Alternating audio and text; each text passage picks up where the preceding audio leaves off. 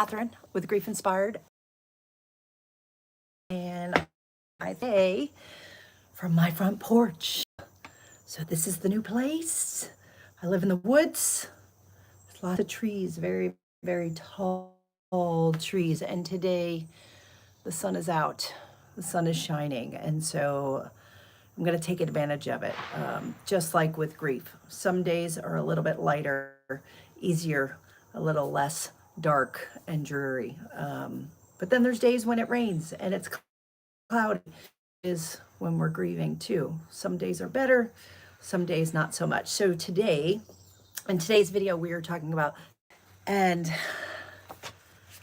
you know, this is a video that's really going to help remind you to take care of yourself because it's so important. And of course, there's a bee.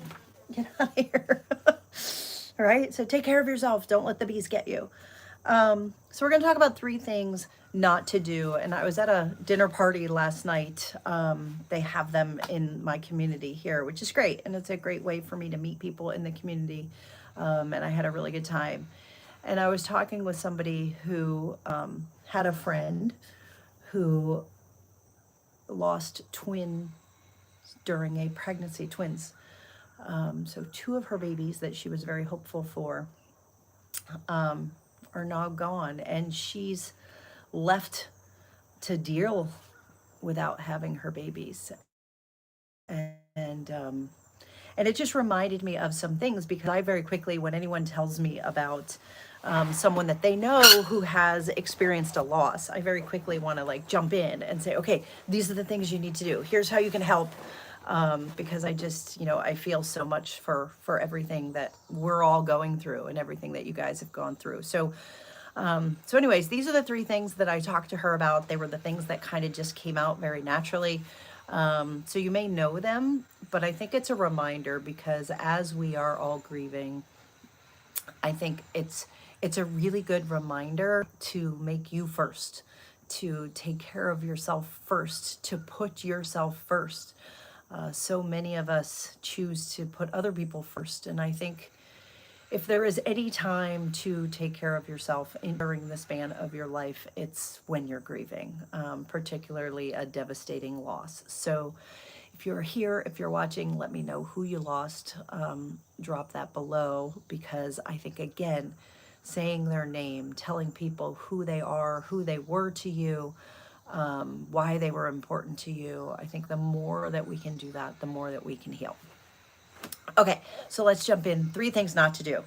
Number 1, don't make it harder on yourself by doing things that you don't want to do.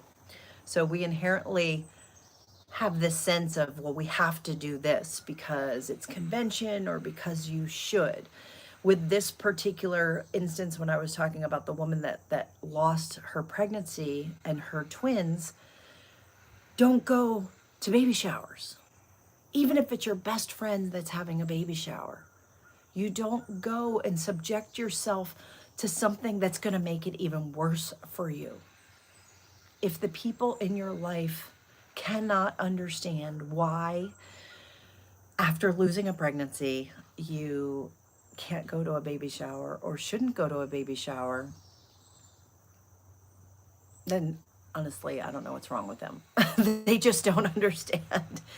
But there's so many times when I talk to people and it's like, well, you know, the holidays are coming up. Grief in the holidays is a really hard time. So, you know, you have to decide, do I want to go to this event? Do I not want to go to this event? If you really don't want to go, then consider not going, or consider maybe going for a short period of time and giving yourself the out. But the point of it all is to take care of yourself. Make it harder than it needs to be. So what is something you do, but you're thinking about it and you have that little voice in your head that says, well, I should do this because if I don't, what are people going to think? Those are the things that you want to give yourself a break, and you want to say, maybe I'm not going to do this. So let me know what those things are for you. Number 2, big one. When I was talking with this woman about her friend, please let her know And I want to let you know, you cannot always expect your family to support you in the way that you want them to. I think that we put big expectations on our family. And a lot of times when our expectations are not fulfilled, that's when we personally get upset. That's when it's harder on ourselves. That's when, on top of our grief, now we have pain or betrayal around all of that. So if we can just, at the beginning, not have the expectation that your family is going to support you in the way that you want them to, just don't have that expectation. I think we're all going to be better off. And again, if someone has not gone through what you are personally going through, they can try to empathize, but they're not really going to understand. And so when they say things that are terrible, when they tell you like you just need to move on, or they give you the, if you loved God more, this wouldn't have happened, if you had done this or done, just whatever. There's so many horrible things that people can say that are really hurtful to you. And I think it hurts more when it's family or people that are close to you who you really expected to show up for you in a certain way. So the solution to that is don't have that expectations. Don't put that pressure on them. And then when someone does show up, like, say thank you. And just be grateful for the people who do get it and did not. That's really, really critical to healing. So don't expect your family to know how to help. Send them to my videos if you need to. Let them try to figure it out. And then lastly, number 3, the third thing not to do is please stop beating yourself up. What am I talking about when I say beating yourself up? Well, here's a question. Are you shoulding yourself? So I say don't should yourself.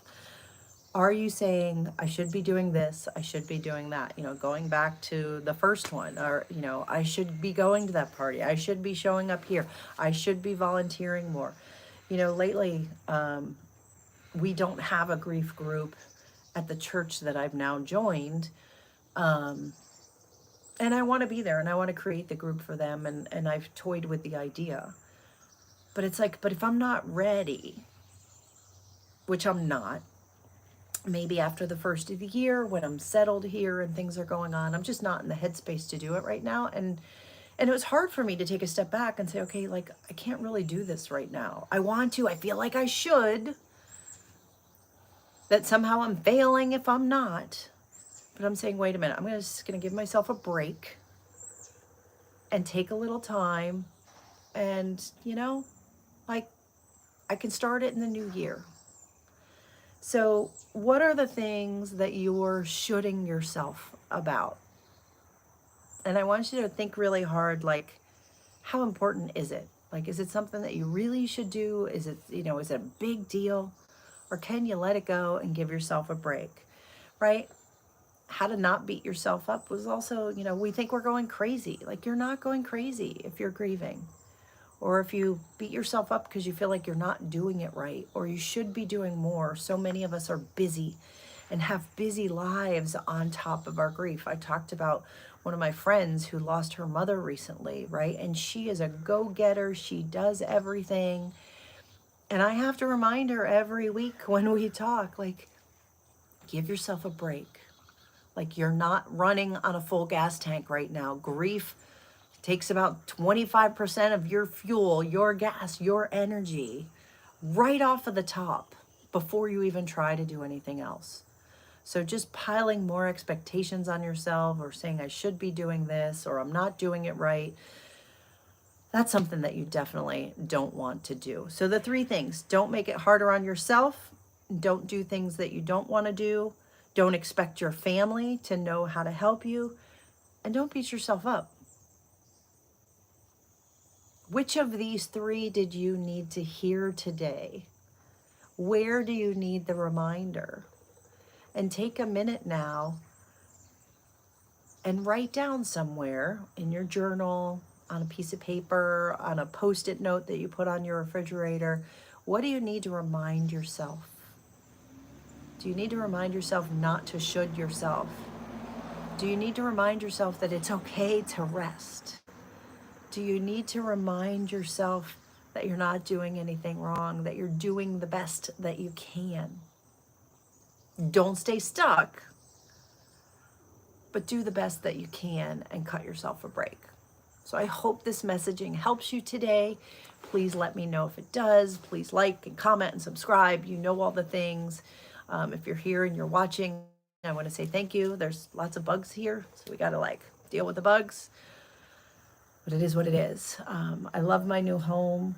I'm ready for all of the things that are going to happen here. The change has been a lot, but it's okay because I'm going to give myself a break.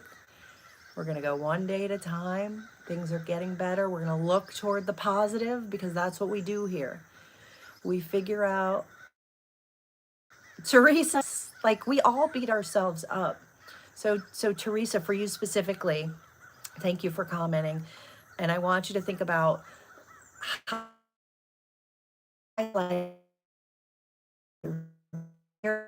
yourself up yourself, so you know where you're beating yourself up, and then decide to do that's kind of the antithesis of that, the opposite of that.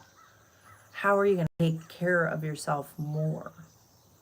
Because this is the time when you're grieving, this is the time to take care of yourself. Because if you don't, who is going to? Thank you so much for being here, for watching. Just ready for outside to see, and it's happening soon. And eventually I'll have the place ready to have the party that I went to last night in my home. So I'm looking forward to that. But thank you for watching. Thank you for being here. Keep on living. This channel is about learning how to keep on living and how to be positive in a time when we really don't want to be positive. And how do we keep picking ourselves back up? How do we keep going on? That's why we're here, is to keep on living. So you go do that. I'm going to go check in on my mom. She's got COVID. So we're going to make sure she's okay because she's A7. So we'll see you soon. Bye for now.